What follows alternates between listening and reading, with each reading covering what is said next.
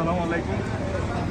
আপনারা জানেন একটি অনাকাঙ্ক্ষিত ঘটনা আমাদের এই নোয়াখালী ইউনিভার্সিটি কমিটির।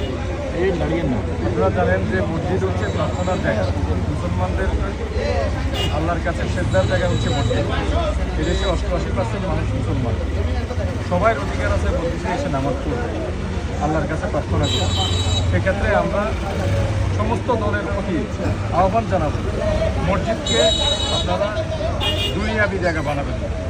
মসজিদকে আপনারা কোনোভাবে রাজনৈতিক আপনাদের যে পরিচর্যা কেন্দ্র, আপনারা মসজিদে বসে রাজনীতিটা চালাবেন, সেটা আপনারা করা থেকে বিরত রাখবেন।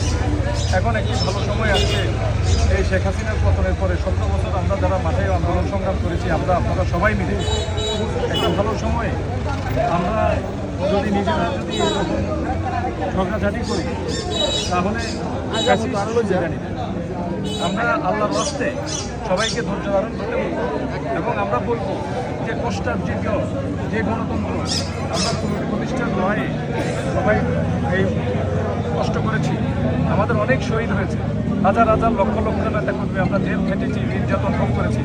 এখন আমাদের নিজেদের মধ্যে এই ছোটোখাটো বিষয়গুলো নিয়ে ভুল বোঝাবুঝির কারণে আজকে ফ্যাসিস্টরা অট্টহাসি দিচ্ছে।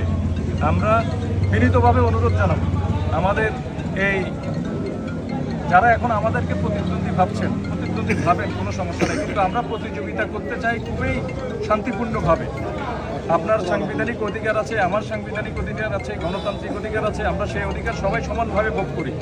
আমি আজকেও এখানে আসার আগে নোয়াখালী জেলা জামায়াতের আমির ইসাক ভাইয়ের সাথে কথা বলেছি। আমি বলেছি, ভাই ছোটোখাটো ভুল বোঝাবুঝি থাকলে আমরা এগুলো নিজেরা আলোচনা করে শেষ করব।